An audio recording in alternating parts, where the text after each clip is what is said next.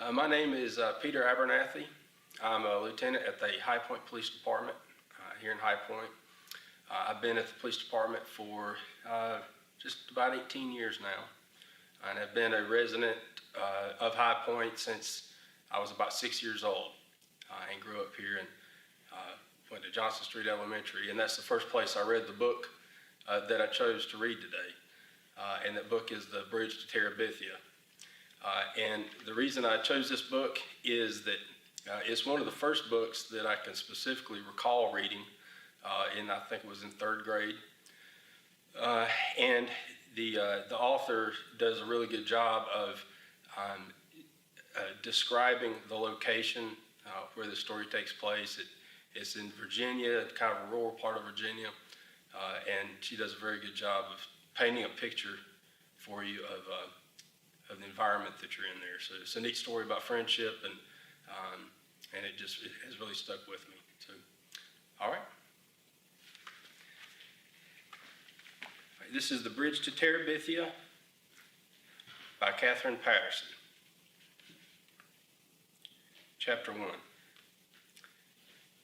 Jesse Oliver Aarons, Jr.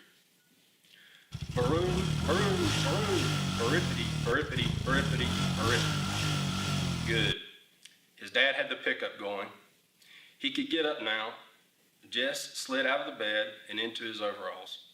He didn't worry about his shirt because once he began running, he would be as hot as popping grease, even if the morning air was chill, or shoes because the bottoms of his feet were by now as tough as worn-out sneakers. Where were you going, Jess? Mabel lifted herself up sleepily from the double bed where she and Joyce Ann slept. Shh, he warned. The walls are thin.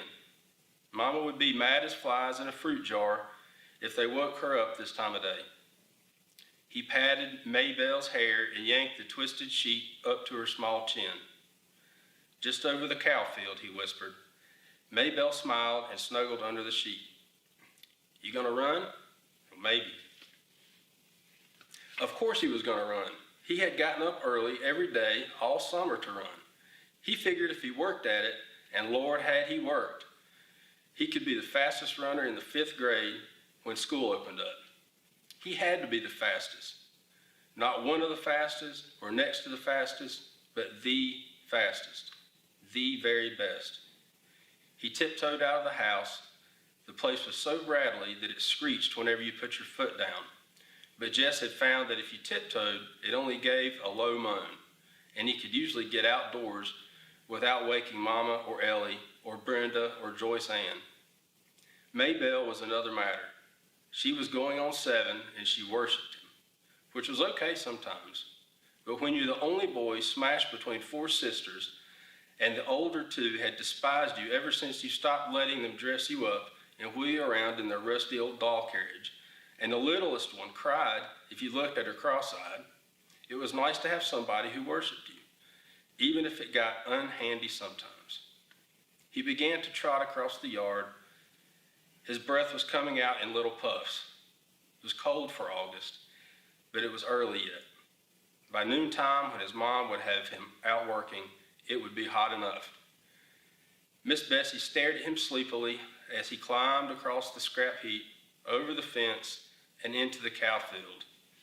Moo, she said, looking for all the world like another Mabel with her big, brown, droopy eyes.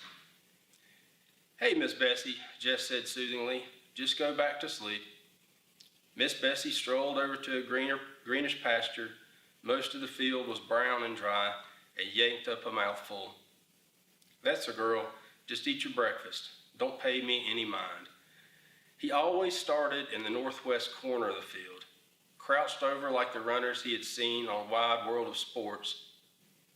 Bang, he said, and took off flying around the cow field. Miss Bessie strolled toward the center, still following him with her droopy eyes, chewing slowly. She didn't look very smart, even for a cow. But she was plenty bright enough to get out of Jess's way. His straw-colored hair flapped hard against his forehead, and his arms and legs flew out every which way. He had never learned to run properly, but he was long-legged for a 10-year-old, and no one had more grit than he. Lark Elementary was short on everything, especially athletic equipment. So all the balls went to the upper grades at recess time after lunch. Even if a fifth grader started out the period with a ball, it was sure to be in the hands of a sixth or seventh grader before the hour was half over. The older boys always took the dry center of the upper field for their ball games, while the girls claimed the small section for hopscotch and jump rope and hanging around talking. So the lower grade boys had started this running thing.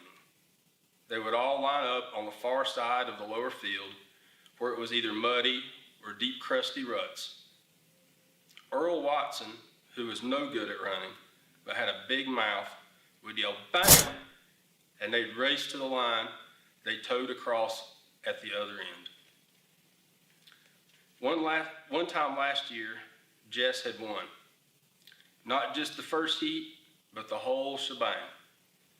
Only once, but had put into his mouth a taste for winning. Ever since he had been in first grade, he'd been that little crazy kid that draws all the time. But one day, April the 22nd, a drizzly Monday, it had been, he had ran ahead of them all, the red mud slushing up through the holes in the bottom of his sneakers. For the rest of that day, and until after lunch on the next, he had been the fastest kid in the 3rd, 4th, and 5th grades. And he only a 4th grader. On Tuesday, Wayne Pettis had won again as usual. But this year, Wayne Pettis would be in the 6th grade. He'd play football until Christmas and baseball until June with the rest of the big guys. Anybody had a chance to be the fastest runner. And by Miss Bessie this year, it was going to be Jesse Oliver Aarons Jr. Just pumped his arms harder and bent his head for the distant fence. He could hear the 3rd grade boys screaming him on. They would follow him around like a country music star, and Mabel would pop her buttons.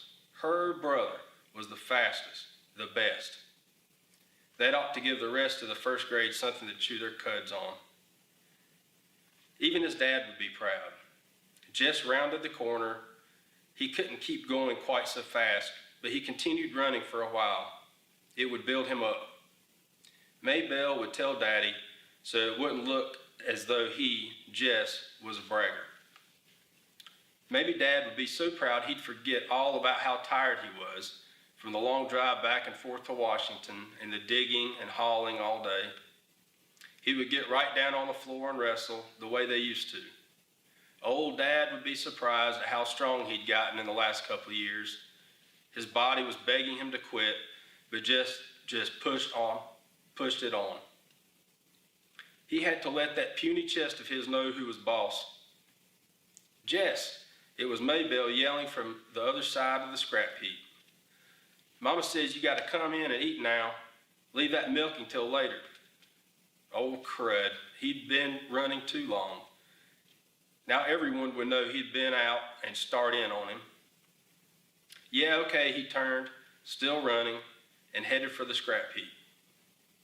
Without breaking his rhythm, he climbed over the fence, scrambled across the scrap heap, thumped Mabel on the head, ouch, and trotted on to the house.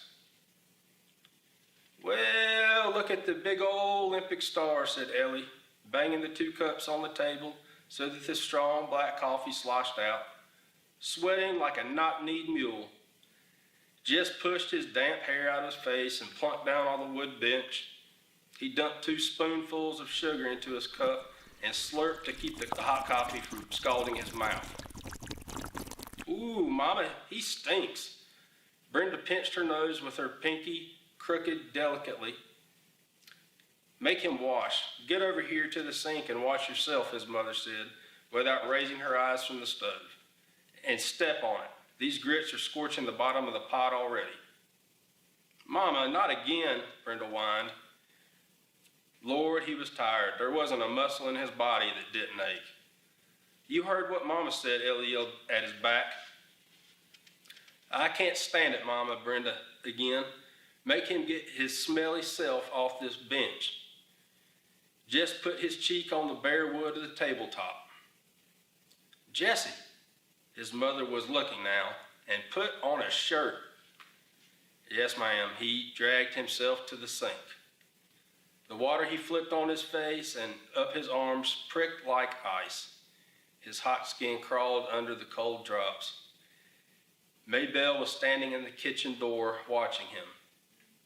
Give me a shirt, Mabel. She looked as if her mouth was set to say no, but instead she said, you shouldn't ought to beat me in the head, and went off obediently to fetch his t-shirt. Good old Mabel. Joyce Ann would have been screaming yet from that little tap. 4-year-olds were a pure pain. I got plenty of chores needs doing around here this morning, his mother announced as they were finishing the grits and red gravy.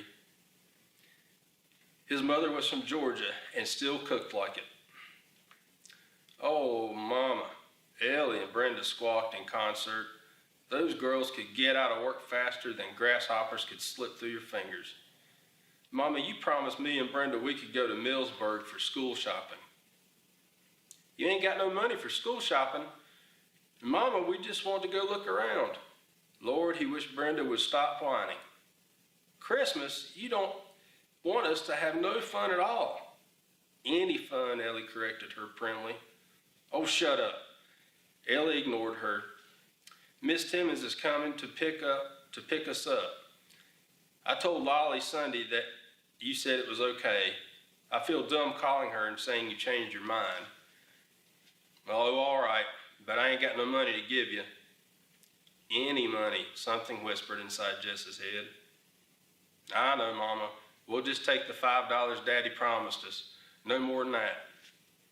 Well, what $5? Oh, Mama, you remember? Ellie's voice was sweeter than melted Mars bars. Daddy said last week we girls were going to have something for school. Oh, take it, his mother said angrily, reaching for her cracked vinyl purse on the shelf above the stove. She counted out 5 wrinkled bills.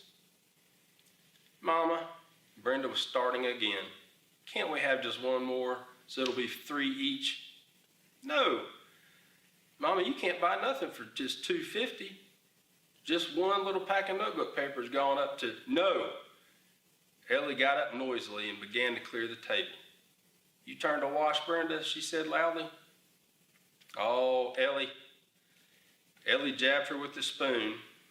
Jess saw that look. Brenda shut up her whine half a way out of her rose luster lipstick mouth. She wasn't as smart as Ellie, but even she knew not to push Mama too far, which left Jess to do the work as usual. Mama never sent the babies out to help, although if he worked it right, he could usually get Mabel to do something. He put his head down on the table. The running had done him in this morning. Through the top ear came the sound of Timmons' old Buick. Once old, his daddy would say, and a happy buzz of voices outside the screen door as Ellie and Brenda squashed in among the 7 Timmonses. All right, Jess, get your lazy self off that bench. Miss Bessie's bag is probably dragging the ground by now, and you still got beans to pick. Lazy? He was a lazy one. He gave his poor dead weight of a head 1 more minute on the tabletop. Jesse? Okay, Mama, I'm going. It was Mabel who came to tell him in the bean patch that people were moving into the old Perkins place down on the next farm. Jess wiped his hair out of his eyes and squinted.